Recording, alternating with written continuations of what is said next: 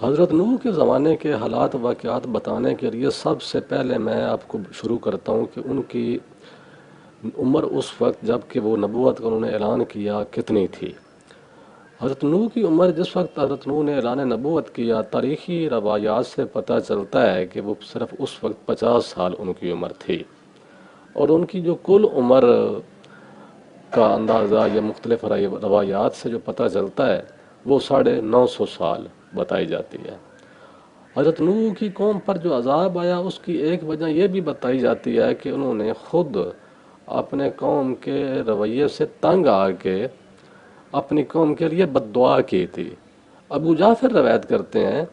کہ نوح نے 950 سال تک اپنی قوم کو اعلانیہ اور پوشیدہ اللہ تعالیٰ کی وحدانیت کی طرف بلایا، لیکن قوم نے ان کی ایک نہ سنی، یہاں تک کہ 300 برس بیت گئے۔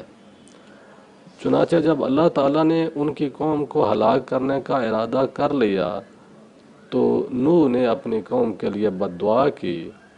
اور پھر اللہ تعالیٰ نے نوح کو کچھ درخت لگانے کا حکم دیا، اور ساتھ یہ بھی فرمایا کہ یہ درخت 40 سال کے بعد کاٹنے ہیں اور اس سے ایک کشتی بنانی ہے۔ تو قرآن مجید میں بھی کشتی کا ذکر ہے، جو کہ سورۃ ہود کی آیت نمبر غالباً 37 میں ہے کہ اور ایک کشتی ہماری حفاظت میں اور ہمارے حکم سے تیار کرو۔ تو اس کے بعد حضرت نوح نے وہ درخت کاٹا، اس پوری عمر جو 40 سال ان کو بتائی گئی، اور پھر کشتی بنانی شروع کر دی۔ تو جب کشتی کے بارے میں کشتی بن گئی تو اس کے بعد حضرت عائشہ روایت کرتی ہیں اس طوفان کے بارے میں، جو کہ پھر نوح کی قوم پر جو طوفان آیا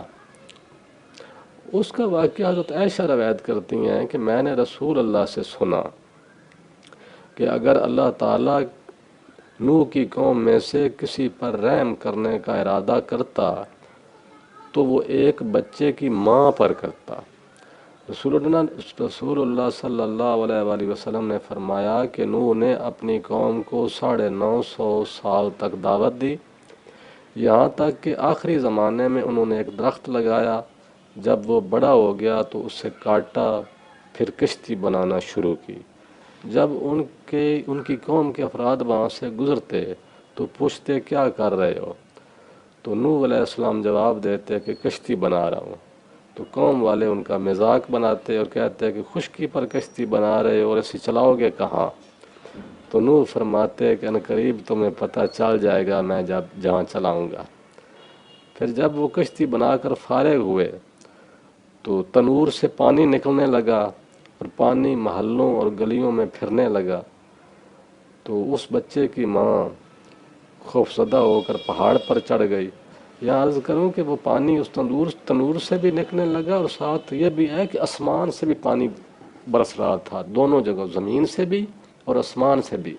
مطلب بارش بھی ہو رہی تھی اور زمین سے بھی پانی نکل رہا تھا۔ تو اس دوران وہ اس بچے کی ماں کا ذکر یہاں روایت میں ہو رہا ہے کہ وہ اس بچے کی ماں وہ پھر جو ہے نا وہ پہاڑ پر چڑھ گئی، تو مزید پہاڑ پر اوپر اپنے بچے کو لے کر چڑھی، یہاں تک وہاں بھی پانی پہنچ گیا، اور جب پانی وہاں پہنچا تو اس نے اپنے بچے کو اپنے ہاتھوں میں اٹھا لیا، بس پانی اسے اپنے ساتھ بہا کر لے گیا۔ اگر رب العزت اس دن کسی پر رحم فرماتے تو وہ اس بچے کی ماں پر فرماتے۔ یہاں پر تھوڑا عرض کروں کہ جو کشتی حضرت نوح نے بنائی تھی اس کا کچھ حدود دربہ، مطلب اس کی لمبائی چوڑائی کا بھی بعض روایات میں ذکر ملتا ہے کہ اس کی لمبائی کتنی تھی، اس کی چوڑائی کتنی تھی، اس کی اونچائی کتنی تھی۔ تو اس میں بھی مختلف جو احادیث کی کتابیں ہیں ان میں حضرت سلمان فارسی ایک جگہ روایت کرتے ہیں، وہ فرماتے ہیں کہ نوح نے ایک درخت، اس کا نام تھا ساج، اس کا وہ درخت لگایا، 40 سال تک اس درخت کے پالا، اس کے بعد پھر وہ اس درخت کی لکڑی سے حضرت نوح نے کشتی بنائی۔ اور قتادہ روایت کرتے ہیں کہ کشتی کی لمبائی جو تھی وہ 300 ذراع تھی، اور چوڑائی 50 ذراع تھی، اور اس کی اونچائی 30 ذراع تھی، اور کشتی کے چڑھائی والے حصے میں دروازے بھی لگائے گئے تھے۔ تو یہاں ذرا بعض جگہوں پہ ذرا کا مطلب ہوتا ہے کہ جیسے وہ پرانے دور میں پیمائش کرتے تھے نا ہاتھ سے،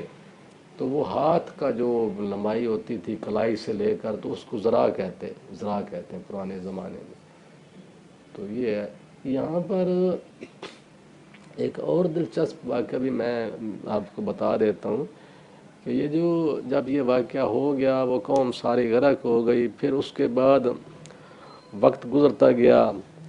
پھر جب حضرت عیسیٰ کا زمانہ آیا نا، تو اس میں جو حضرت عیسیٰ کے حواری تھے انہوں نے ایک دفعہ حضرت عیسیٰ سے یہ عرض کی کہ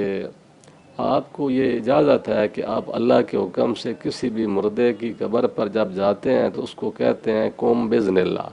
کہ اٹھ کھڑا ہو جا اللہ کے حکم سے۔ تو ایسا کریں کہ جو حضرت نوح کا بیٹا تھا نا، اس کا ایک بیٹا تھا، اس کا نام تھا حام، کہ اس کا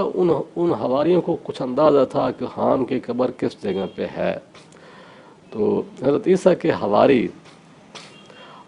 سے مراد یہاں کہ جیسے حضور کے جو قریبی لوگ ہوتے تھے ان کو ہم صحابہ کہتے ہیں نا، حضرت عیسیٰ کے جو قریبی بندے تھے ان کو اس زمانے میں حواری کہتے تھے۔ میں ذرا یہاں تفسیر بتا رہا ہوں۔ تو جو حضرت عیسیٰ کے حواری تھے انہوں نے حضرت عیسیٰ سے کہا کہ آپ ایسا کریں کہ حام بن نوح کی قبر پہ جائیں ہمارے ساتھ، اور اس کو وہاں قبر پر زندہ کریں تاکہ ہم اس سے کچھ وہ طوفان کے متعلق کچھ تھوڑا بہت سوال و جواب کر سکیں۔ حضرت عیسیٰ مان گئے۔ یہ بھی مختلف روایات ہیں جو کہ جو اسلامی علماء ہیں وہ اس کی تصدیق کرتے ہیں، کیونکہ قرآن میں بھی حضرت عیسیٰ کی اس بات کا تو ذکر ہے کہ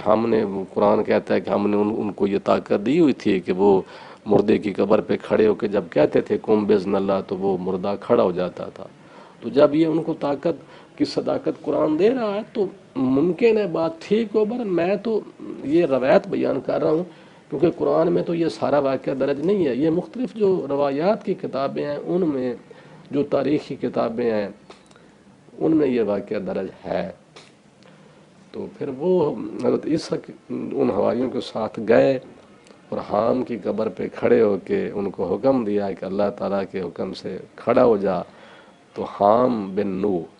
وہ قبر سے نکل گئے، کھڑے ہو گئے، تو اس پر پھر ان سے کچھ سوال و جواب کیے، جو کہ آپ ان حواریوں کے ساتھ جا کے ایک جگہ پہنچ گئے، آپ نے زمین سے مٹی اٹھائی اور ان سے پوچھا کہ تم کیا جانتے ہو، یہ کیا ہے؟ تو انہوں نے جواب دیا اللہ اور اس کے رسول ہی بہتر جانتے ہیں۔ تو حضرت عیسیٰ نے کہا کہ میں نے یہ جس جگہ سے مٹی اٹھائی ہے یہ حام بن نوح کی قبر ہے۔ اس کے بعد انہوں نے اس نشیبی جگہ پر اپنا عصا مارا اور کہا کہ اللہ کے حکم سے کھڑے ہو جا۔ یہ کہتے ہی وہ نشیبی علاقہ پھٹا، زمین پھٹ گئی اور اس میں سے ایک شخص نکل آیا اپنے سر سے مٹی جھاڑتے ہوئے۔ تو اس نے جواب دیا کہ میرا نام جو ہے وہ حام ہے۔ تو اس سے بھی کچھ ان لوگوں نے اس کشتی کے بارے میں پوچھا کہ اس کی لمبائی کتنی تھی، اس کی چوڑائی کتنی تھی، اس کی اونچائی کتنی تھی۔ تو اس وجہ سے یہ جو لمبائی چوڑائی کا مختلف روایات میں ذکر ملتا ہے، یہ اس کی مختلف جگہوں سے یہ، تو اس نے بھی یہی بتائی جو کہ میں نے اوپر درج آپ کو بتائی ہے۔ تو یہ واقعہ ہے۔ پھر اس کے بعد وہ حام جو تھے وہ قبر میں واپس چلے گئے۔